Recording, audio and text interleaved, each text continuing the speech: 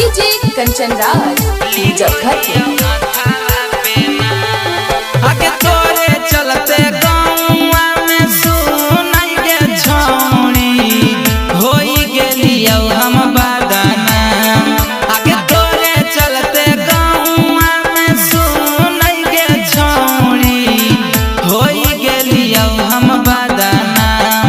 आगे भारी के बले डाबा से तोरे गे छौड़ी लिखो हिया हाथा पे नाम।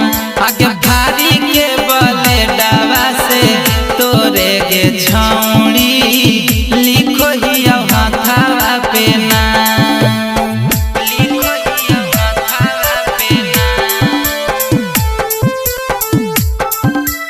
भारी के बले डाबा से विकेश भोजपुरिया।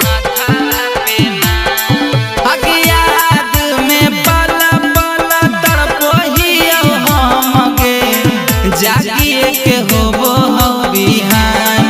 आगे याद में पल पल तड़पोहियो हमके जागिए के होबो हो बिहान।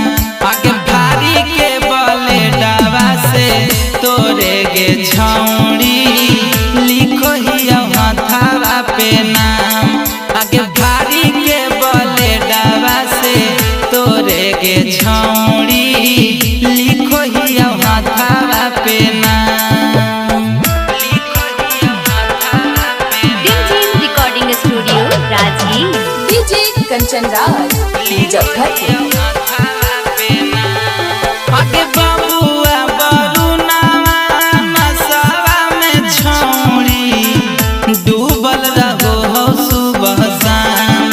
आगे बबुआ बरुनावा नशवा में छौड़ी डूबल रहो हो सुबह शाम। आगे भारी के बले डाबा से तोरे गे छौड़ी लिखो हिया हाथा पे नाम।